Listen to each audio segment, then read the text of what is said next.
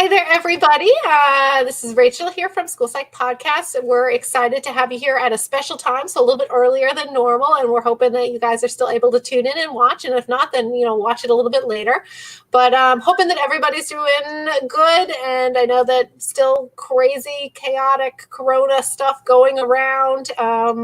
I myself, my school districts have just kind of extended the closure, and we're kind of in limbo, but I've been doing some virtual counseling and checking in with students, which has been fun, and virtual meetings and things. So luckily with the podcast here, we're pretty comfortable with our virtual, beaming into places and doing that. So that's been fun. But so really great topic tonight that I think that ties in a little bit with, what's going on today. And there's some implications there and whatnot. But I'm going to pass it over to Rebecca, who's going to tell you how you can participate. So Rebecca?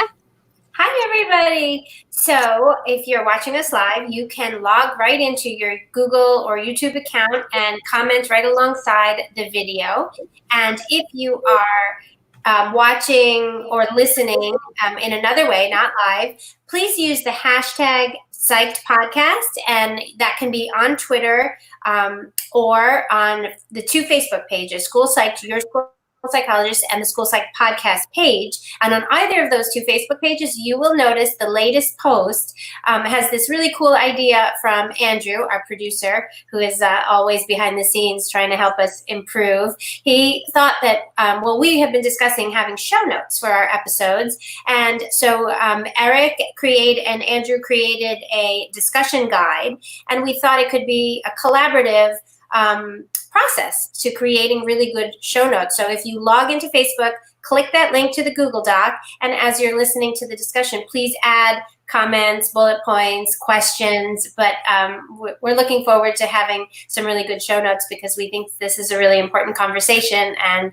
we're so excited to have our guests. So now I'm going to hand it off to Eric, who will then introduce Dr. Shedd. Okay. Thank you, Rebecca. Well, hello, everybody. I'm Eric, school psychologist in Connecticut, and I have been excited to talk with Dr. Shedd. I've been carrying this book around, reading, sharing, encouraging other people to read and purchase, and sharing with my team in my district and our podcast team and some grad students at UConn.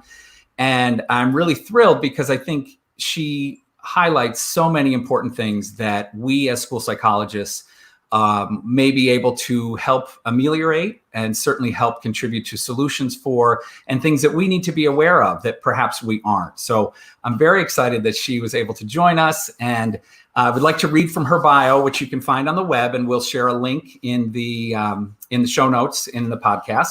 But here is Dr. Shedd. I'm reading from the bio on the Heyman Center website, which we'll share the link for. Dr. Carla Shedd is an associate professor of urban education and sociology at CUNY, City University of New York Graduate Center. She received her PhD from Northwestern University and her AB in economics and African American studies from Smith College. Her research and teaching interests focus on crime and criminal justice, race and ethnicity, law and society, social inequality, and urban sociology. Dr. Shedd is passionate about illuminating the plight of urban adolescents who each day confront the paradoxes of a school system that can work to educate or criminalize them, a police department that can work to protect or harass them, and a justice system that can work to rehabilitate or damage them further. Dr. Shedd's first book, Unequal City, Race, Schools, and Perceptions of Injustice, focuses on the city of Chicago. Centrally, the book examines the two institutions that prominently shape the lives of urban youth, the public school system and the criminal justice system. It also highlights racially stratified social and physical terrain that youth traverse between home and school. Dr. Shedd's exploration of the carceral continuum is extended in her new research, capturing and analyzing the myriad legal and extra-legal attributes that impact juvenile justice, processing, and dispositions in New York City. Dr. Shedd has been published in various academic journals and edited book volumes. She has also received numerous competitive fellowships and grants from the Russell Sage Foundation, the Ford Foundation, the National Consortium on Violence Research, Columbia University, and Northwestern University. So for those who may not be familiar with Unequal City, this was our National Association of School Psychologists National Book Read this year. And I want to say kudos to Dr. Shedd for writing the book and to our association for seeking to impact issues of race and equality. And Dr. Proctor is here. I love Dr. Proctor. That was great. To give a really brief summary, in Unequal City, Dr. Shedd examines the ways in which Chicago's most vulnerable residents navigate their neighborhoods, life opportunities, and encounters with the law through illuminating how schools have both reinforced or ameliorated the social inequalities that shape the world of students. So welcome, Dr. Shedd. We are grateful that you're here and so excited to talk with you. Initially, I'm just wondering what led you to your interest in sociology in general, and then maybe more specifically in the areas of justice and education? Hi, everyone. Thank you so much for this invitation. I want to especially thank Dr. Proctor, who introduced me to this amazing organization, and to now have connections to school psychologists through being chosen as the inaugural book read. So I'm honored and I'm delighted to make the connection. Thank you for having me on. So the kind of genesis of the work came out of being in Chicago, going to graduate school in what is considered one of our nation's most prominent urban laboratories, but to not think of myself as some lab scientist, but as someone who had to learn the city all over again from the perspective of a grad student, even though I had family there, and would actually do a kind of reverse visit to Chicago from Mississippi to stay with my aunts and cousins over the summers in that way. So I knew the city not as intimately as one might had they grown up there, but in learning the city as a graduate student and navigating the worlds, many different worlds of Chicago. I mean, this study kind of organically grew out of that experience and out of the methodological toolkit that I was building while a grad student. I was always interested in race.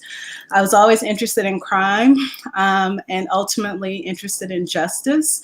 And so those worlds came together when I was able to join a project where questions were put on this school survey around police contact and around perceptions of injustice, because so often young people are having these experiences, but they're not documented and they don't get a voice. So this was, as a grad student, an amazing opportunity to sort of go into an element of the literature that wasn't so well explored, but to actually do something that could have some real world impact. So it was an amazing opportunity to sort of luckily get the chance to work on that project, thanks to my advisors at Northwestern, and then to keep building and growing the project as I was thinking about these 14-year-olds, 15-year-olds, 16-year-olds who had vastly different lives depending on where they lived and where they went to school, and what their life trajectories would potentially look like dependent on those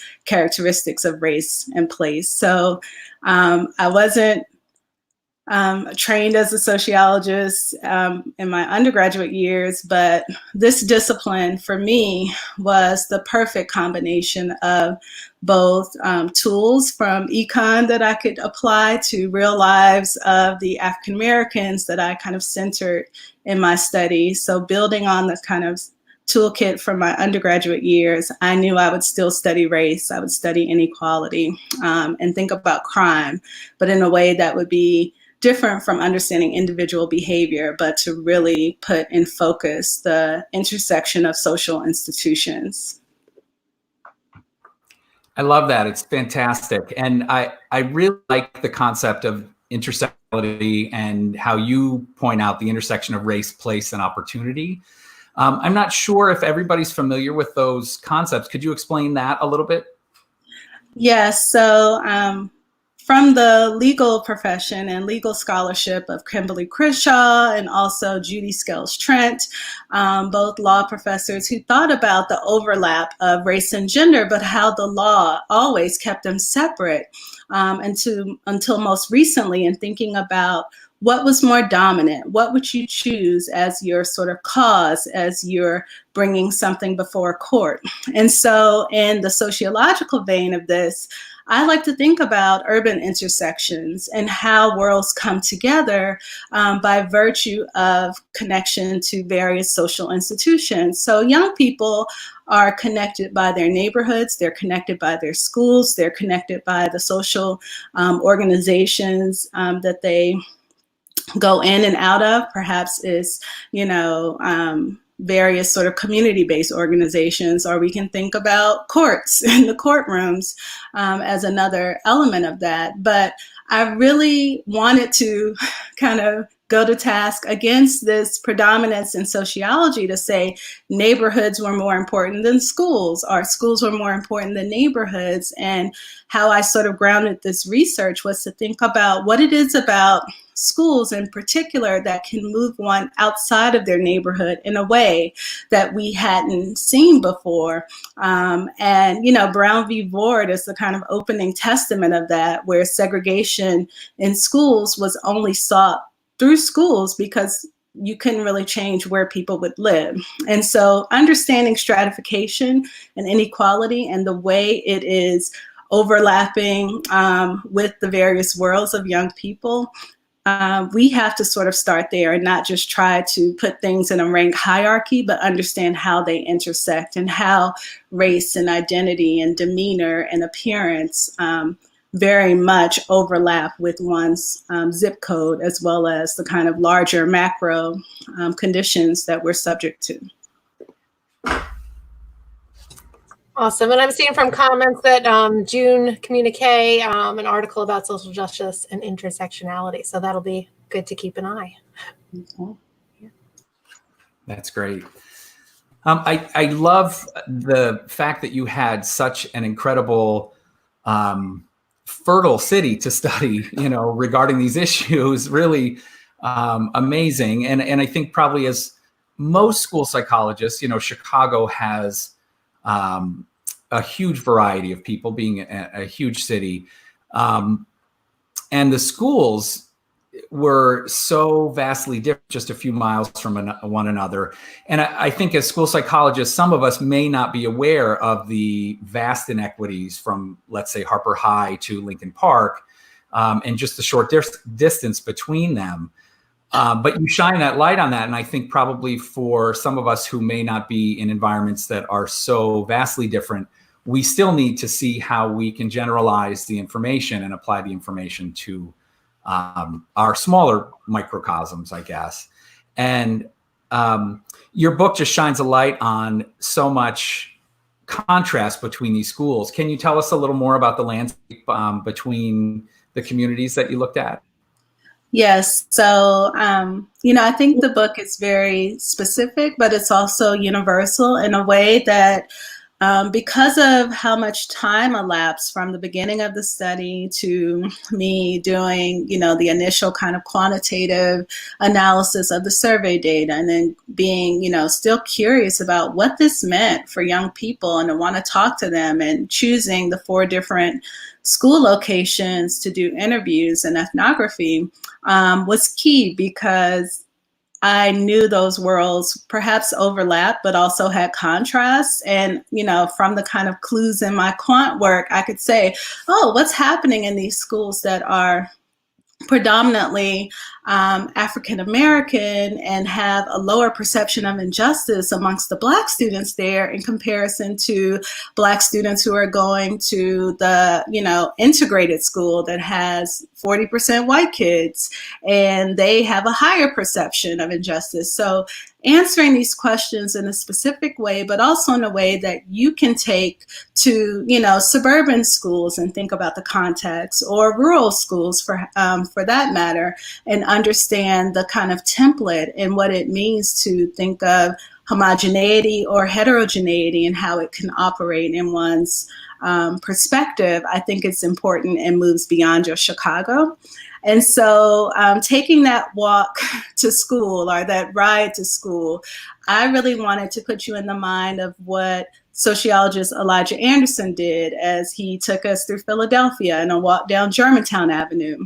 Beyond that, to think about Du Bois and what he did as, a founding father of sociology in studying the Philadelphia Negro in the 1890s. So that was really the kind of inspiration and mindset of how I wanted to show these schools, but I didn't want a pseudonym. So because time had passed where none of the kids I interviewed would have still been in the same school, I really fought to reveal the names of the schools so people could not just check my work, but also could really see that these are dynamic institutions that were still being impacted by the policies that were just being enacted when I began the study. So with Chicago public housing being demolished, those high rises going down with the school closure, and the combinations of, kids moving across neighborhoods into the same school, to then thinking about what would happen to a school like Harper that had 2,500 kids when I started, to then being slated for closure.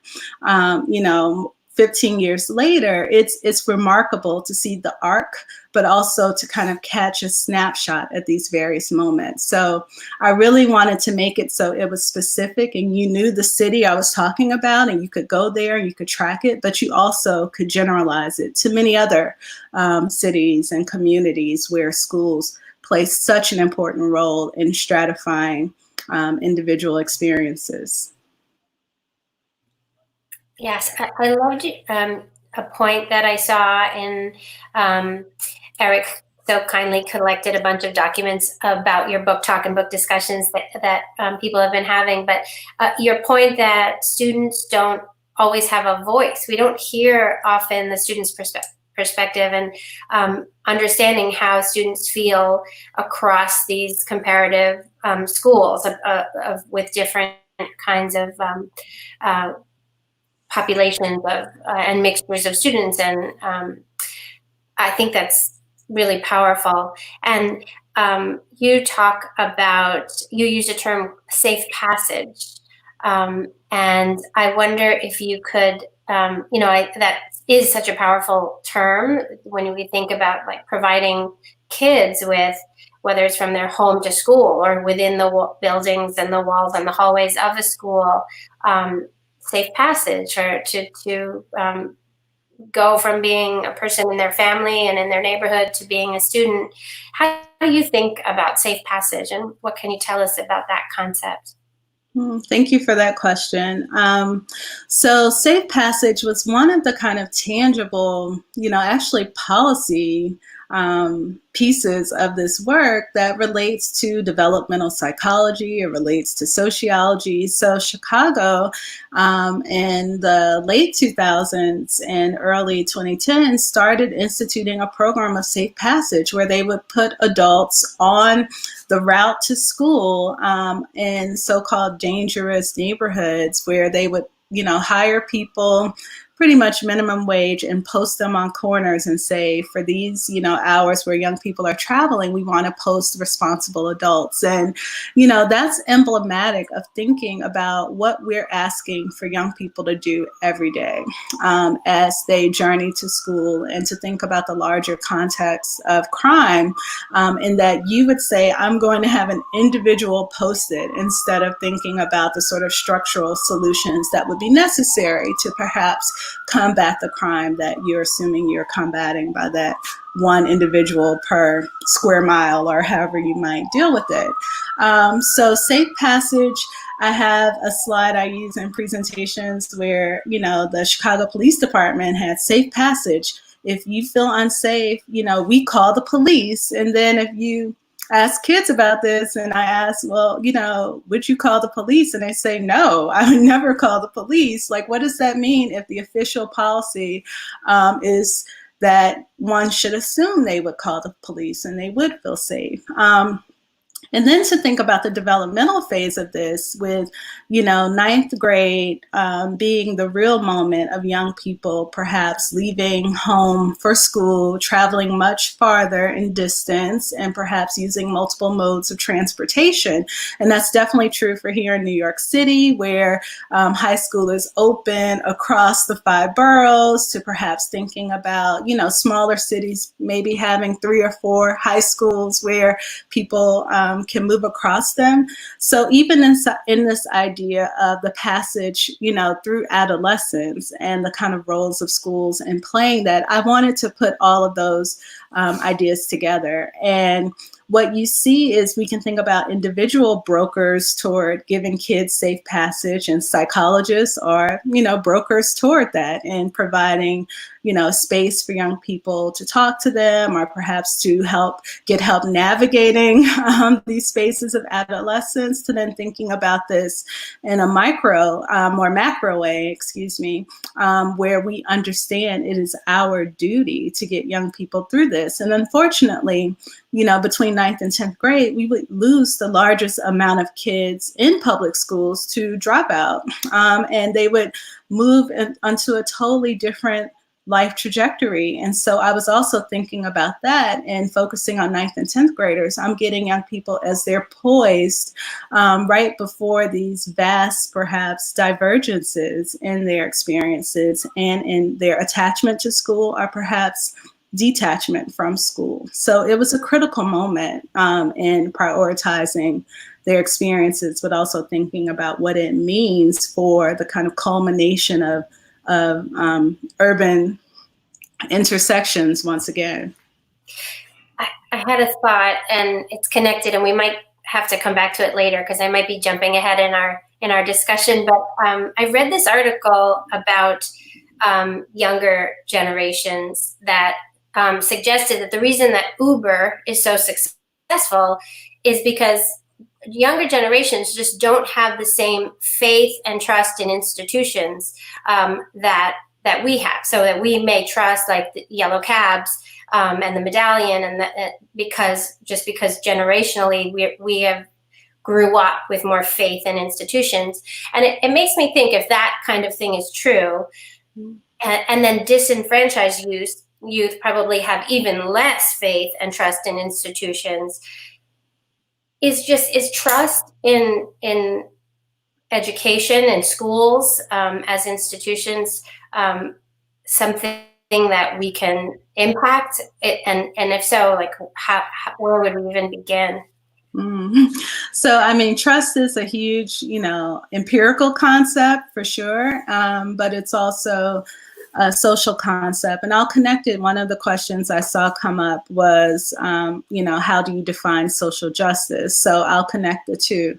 So in, the kind of survey data and the measures I had on social justice and criminal injustice was to think of justice being the lack of a gap between your expectations of achieving something and the kind of realities. And what I was testing was for gaps in justice, which would be injustice. So whether or not one perceives their race or their gender or their class to be a factor in achieving, full justice. So with this, in order to have trust in institutions, you would assume that they operate in a just manner. And that goes along with the literature on procedural justice that's come out through psychology.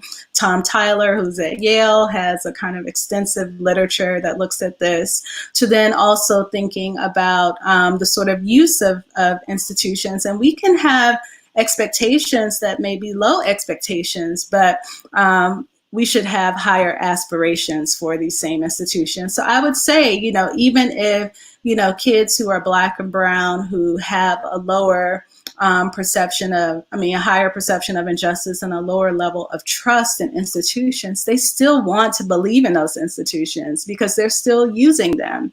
I mean, you will have kids who would say, who else am I going to call? I don't want to have to call the police, but if we have someone burglarize our homes, who are we supposed to call? Even if the police, when they answer the call, might accuse us of having done it ourselves, so they're really feeling constrained. And so the last element of this would be about choice and how we understand choice to operate, whether we're talking about the range of schools that one can go to or not.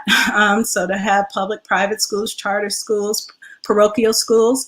The kind of taxi Uber example, there are people who right now you can pay to have an Uber if you're able to, but if you can't, you have to use public transportation. You really don't have a wide open choice. So it's not like you're choosing those institutions, but you really can't do anything else. So I think choice is another factor that we have to understand as moderating the kind of impact of one's ability to sort of trust and one's ability to kind of believe in institutions. That's amazing. Wow. Yeah. Oh, go ahead, Rebecca. No, I just. Oops, I was muted. I was just letting that soak in. That was a really powerful answer. Thank you. Yeah, I love that connection between trust, the institutions, and social justice. And I think connecting that to what we do as school psychologists to welcome and hopefully, as you mentioned already, protect students and provide safety and comfort, as well as build positive climate in our schools and try to contribute to a climate of welcomeness, a climate of safety, a climate of all students being welcome and valued.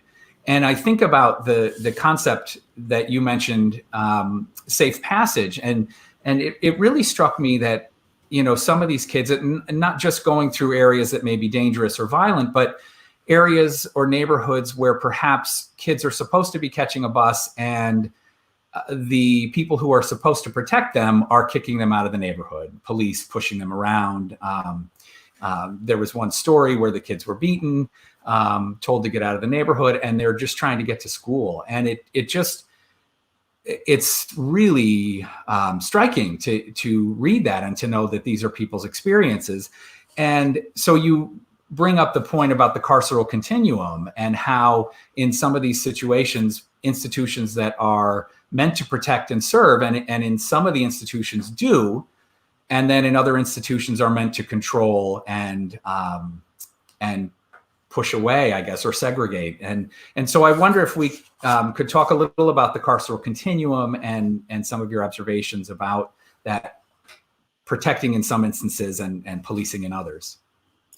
Thank you. So, as I was stepping back with the data, still studying Chicago from New York City, and I would start every, Monday morning opening the news, and in the time in which I was writing this book, it would always lead with the murders over the weekend, and it would lead with how many Chicago public school students were killed.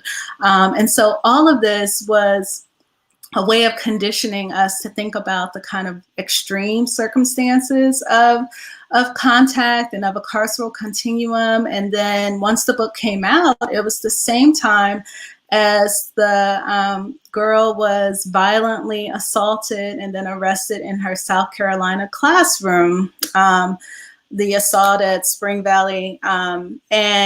And there were so many people who had no idea that the police presence would be so strong in a school where it would escalate from a girl having her cell phone on a desk and perhaps being non-compliant about putting it away to having the school police officer come in and violently throw her across the room and arrest her. And so as I was thinking about extensions of this, and with people focusing on, thanks to, Michelle Alexander and her amazing book,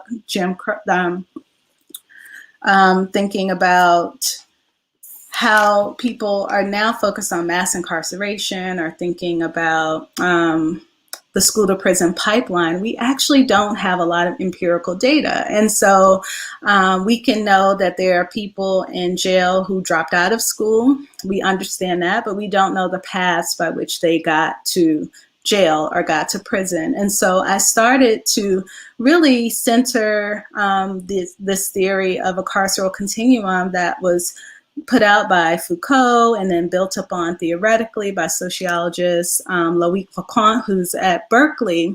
But I wanted to study it empirically, to think about the sort of paths by which one has great perhaps severity and great scrutiny as they move across different institutions to the end of, surveillance and punishment. And so this carceral continuum has been really focusing my research to understand these different paths. And so from looking at schools in Chicago where the Chicago Police Department had live stream of all the videos in the school. They were a presence there in greater numbers, perhaps, than school psychologists and school counselors.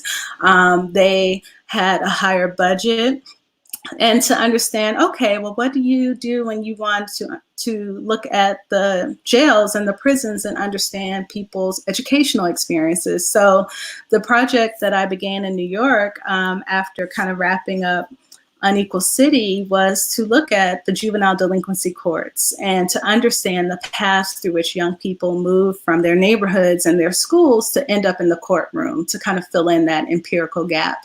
And it's been illuminating, from having a team of students sort of based in one borough, 3 different courtrooms, to really tracking what those cases are and to seeing the patterns where the neighborhood you live in might be a reason for a judge to detain you before your trial even goes in, because they say, I don't want to send you back to that neighborhood. You're just going to get arrested. And so does that say anything about the individual's, kind of legal culpability, or does it say more about the extent of policing that's present in their neighborhoods? And so it's also about having NYPD be a huge force in the school systems in New York City, bigger than the Boston police force itself. So having school-based fights that will then show up in a courtroom as, second-degree assault, and understanding the kind of movements of that. So it was really my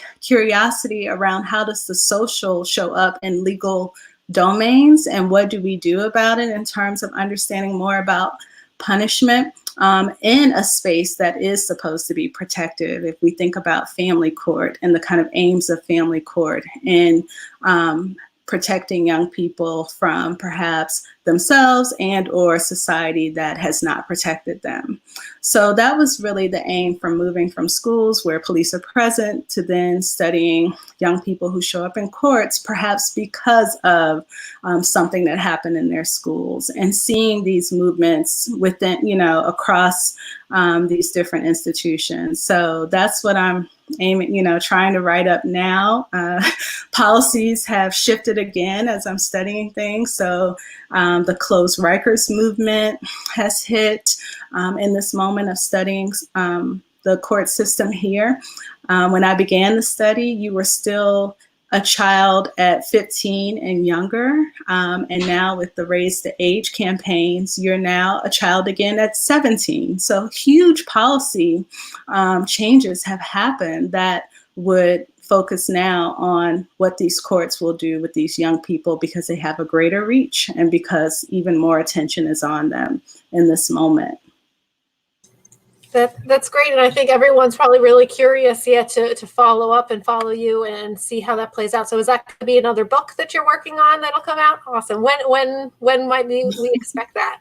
Well, with homeschooling and Zooming and all of that happening, kind of changes your own writing schedule. But I'll say the kind of ongoing presence and changes, is making it again a book that will take a longer view of punishment policy in this sort of aim to perhaps protect young people. And so, what the COVID-19 crisis is even opening us up to is understanding the role of critical institutions, once again, of schools. And I've asked the question, what happens to a neighborhood that doesn't have a school? And now we've had to shut schools down, except for them offering essential, food to young people. And now we're saying, food food is the essential provision, perhaps not necessarily education in New York City schools. So this crisis is laying bare all of the kind of policy imperatives. And I think that's true for the courts, where,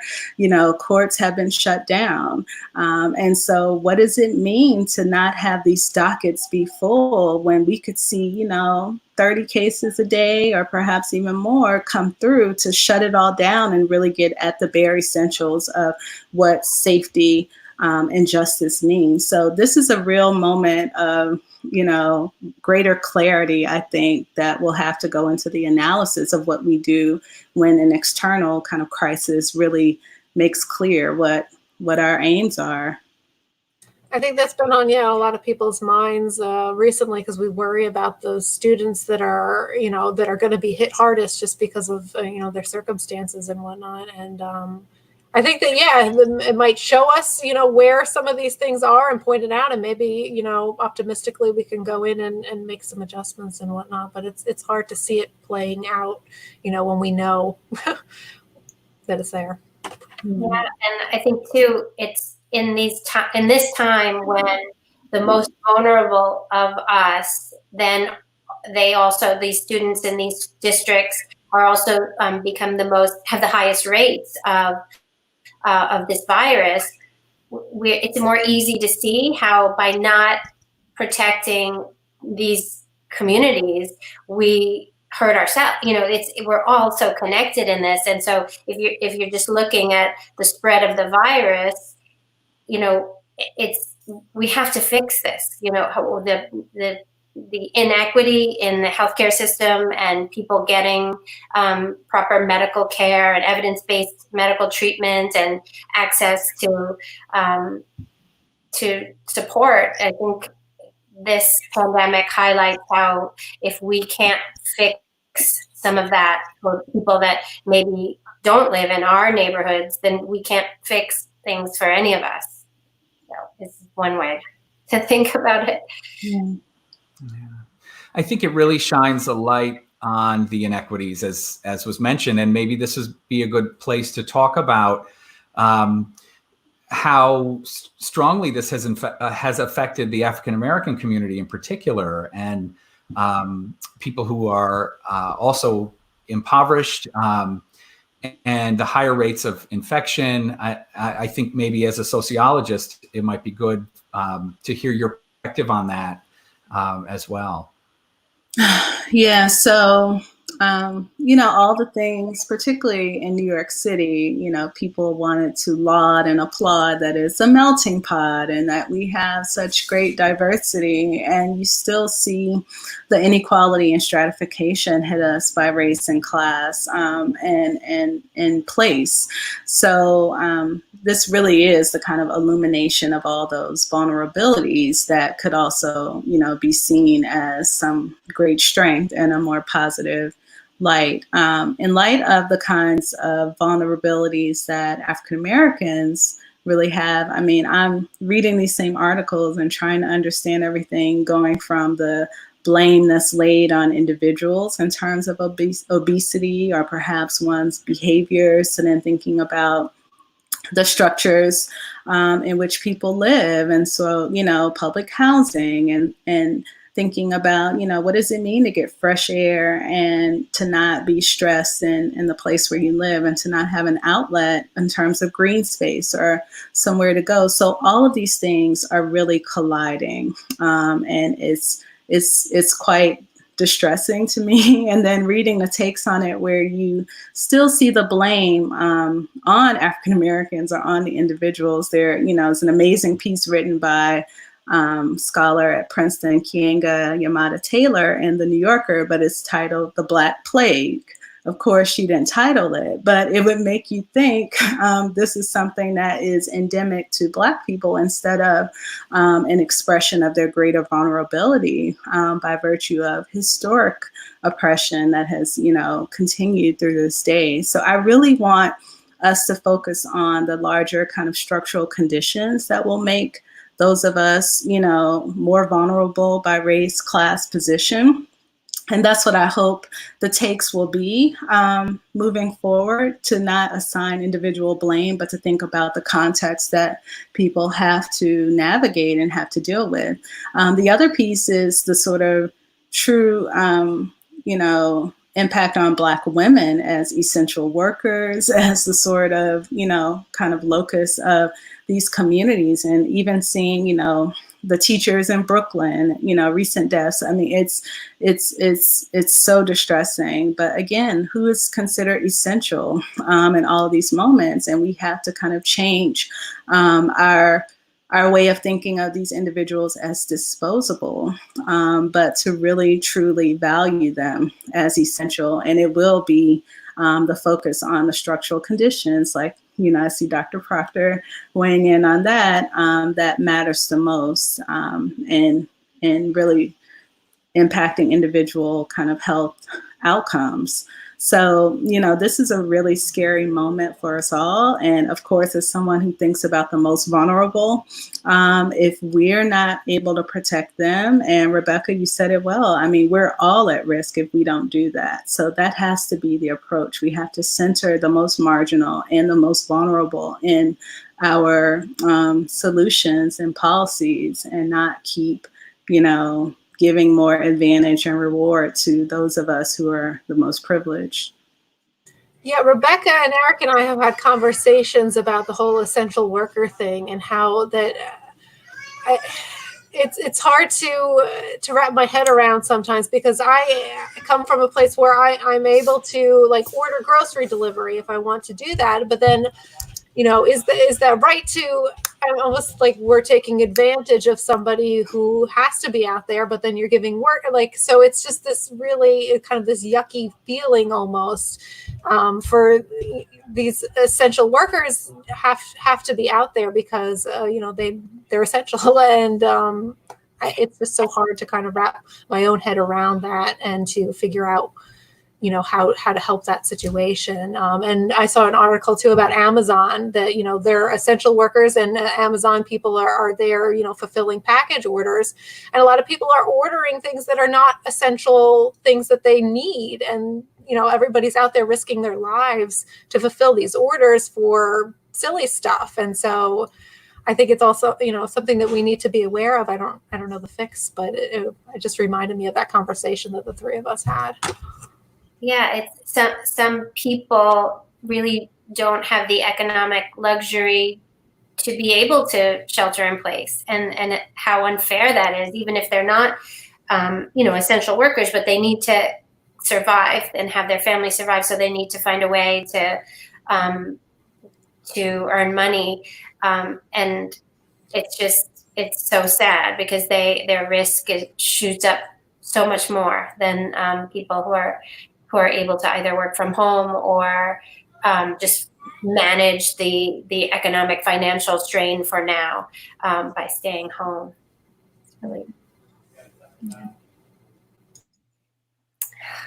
Yeah, that makes sense. I love just my own school district and the district that my kids attend. We're at two slightly towns.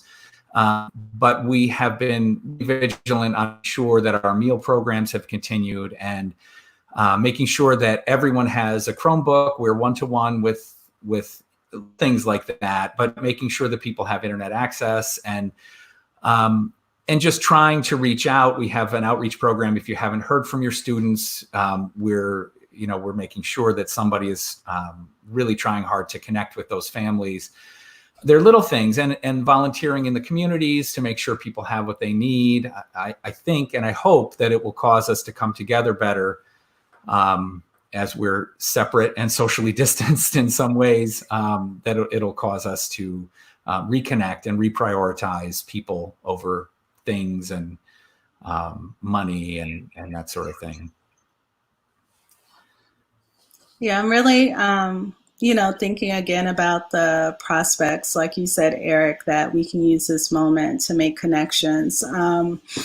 Often if we are forced to think creatively about things, will we bring in more punishment. I would hope not. So even if you say a school psychologist, you're supposed to, connect and figure out why kids aren't showing up. It's not about, getting them in trouble or having some mark on their record. It really is figuring out what their circumstances are and what the connections are. And it's been disheartening in some ways to see the kind of punishment approaches, even in New York City, where the mayor has said, if we see people out and they're not being distant, we're going to call the NYPD in. And you're like, for what purpose? You want to fine them $1,000? That makes no sense. Why not give them masks? Why not think about, the kind of ways we can teach around epidemiology in that way, instead of still using the kind of carceral solutions. And I hope the same will be true for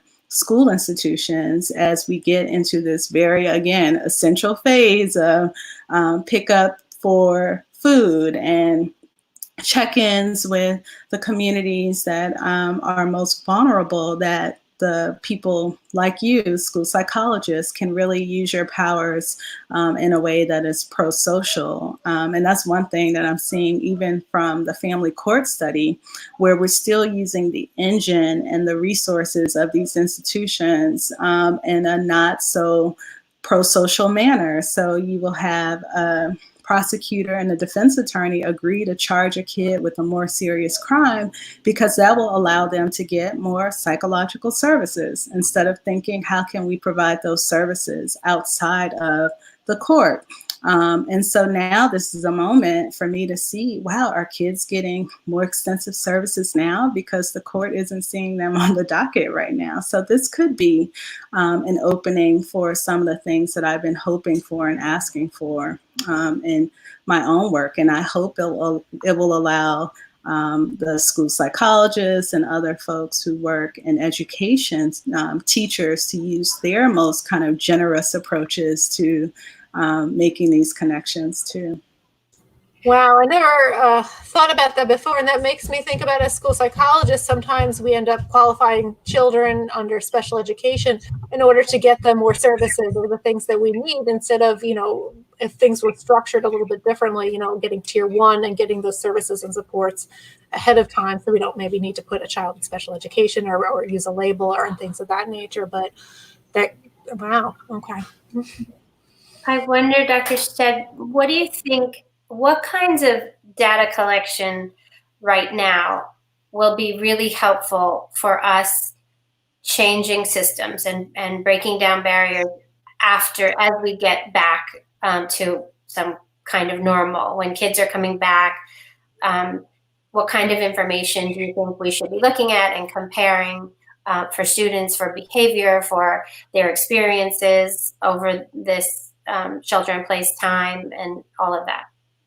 So I will say, school psychologists have the, unique position of being able to connect with young people and get the information right from them, without the IRB hurdles that I would have to jump as a sociologist. So, you're one-on-one thinking about, what was it that helps you thrive? What could have been helpful? What will you need moving forward? So it's a remarkable moment for everyone in your position. And if we could shore up again the essential services that we see are the kind of base of what needs to happen in this crisis, I think we build on that as we go back to whatever has to be a new version of normal, as we rebuild the curriculum, as we rebuild the kind of essential services that are provided within schools. We can do that in a way that doesn't have to go back to former methods that perhaps don't have as great impact. So, talk to kids, ask them what they think works and what doesn't work. Really, be the nexus for the information that can come from communities back into school institutions. That's fantastic. And I do think, hopefully, I'm hopeful that this will give us cause to paradigm shift a little bit from punitive approaches, which I think have continued in our schools, to people mentioned restorative approaches, approaches that build relationships and allow students to learn and grow, as we all make mistakes, as we all, we're teachers too. This is our opportunity to learn. And just like you said, why wouldn't we just give somebody a mask instead of arresting them or finding them? Or it just makes no sense. And at maybe a smaller level, we do things like that in schools. Well, I see a kid running or pushing or doing something silly, we're quick to scold and reprimand and write up rather than teach. And each of these are opportunities to teach and learn. And I love the Maya Angelou quote, when we know better, we do better. And this is an opportunity for us to do better. So I'm hoping this shines a better light on what we need to do.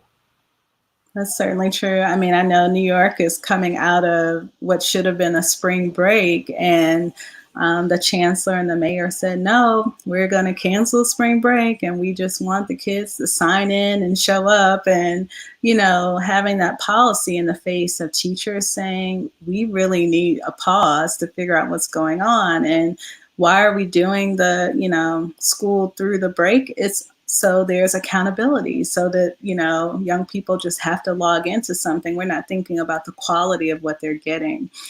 So that's, already a turn that has to happen, where we don't do things just because we can, but we do them because they are helpful. And I think school psychologists should have the ear of all of these policymakers, as I hope sociologists would, in sort of having various vantage points by which we understand the operation of systems and the implementation of policy. All right, I think we're going to remind people we're looking for last kind of questions. If anybody has any further questions, while you guys are maybe typing that out, I just want to remind people that our next podcast is going to be on 5/3. And we've got Dr. Katie Duckweiler, who is going to talk about MTSS at the secondary level. We know that that's kind of the trickier to navigate as far as RTIs and putting those supports in place with schedules and things like that, and credits and that nature. So I think that'll be really good. But okay, do you see any questions, Rebecca? You're our social media guru. I think we have one person who would just like a solid definition of social justice. Okay, so just an easy one. I know that. Yeah, go ahead.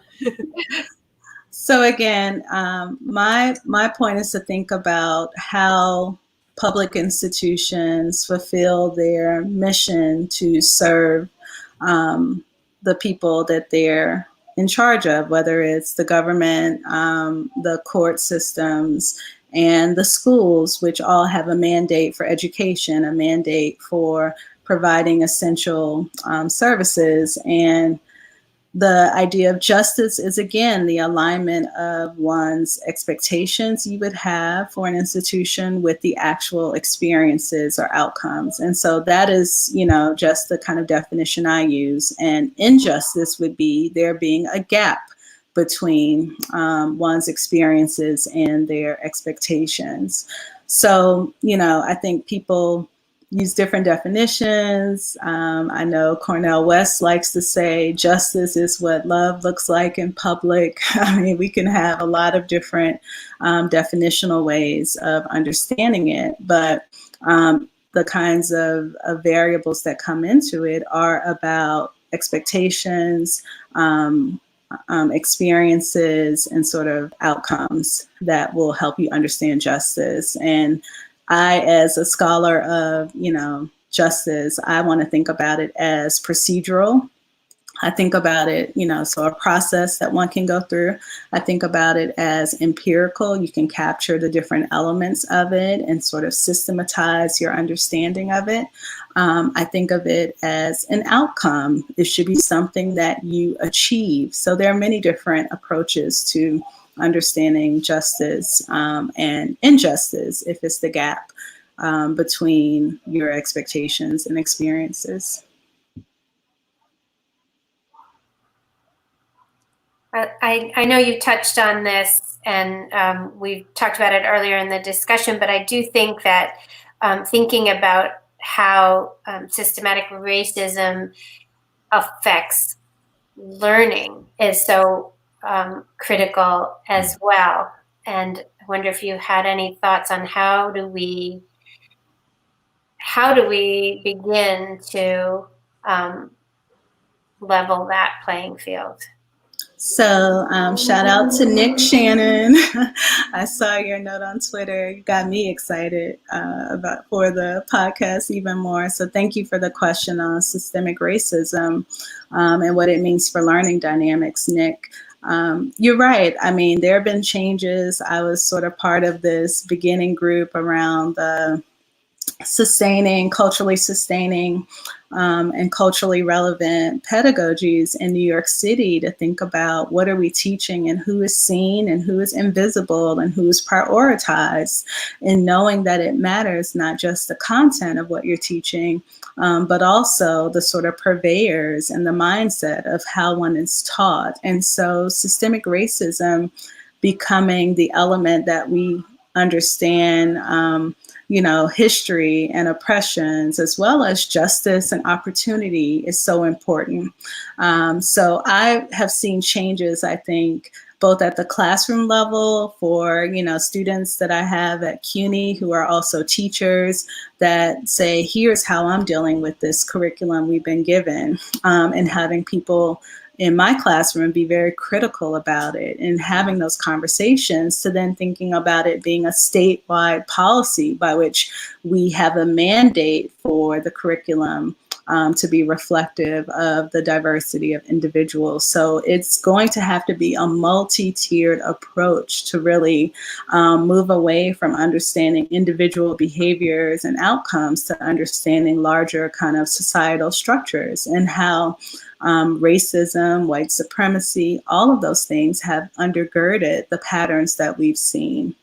So I think, as individuals, it's kind of overwhelming to think about systemic racism and what it may mean. But if we take a moment to understand our biases, if we understand, again, like we don't just see people through the kind of prism of bad behavior or something that is deficient or faulty, but to understand, hey, what have they been dealing with? What is it that they have to encounter? And to understand it from that perspective, I think that's a better way to go. So thank you for the question. And we have to work on it individually, but also understand it's a social, societal focus that's necessary.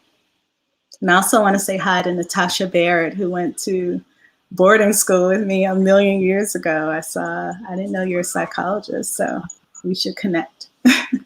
That's awesome. We have so many friends out there. I just was great to see our Twitter world and Facebook world names. And,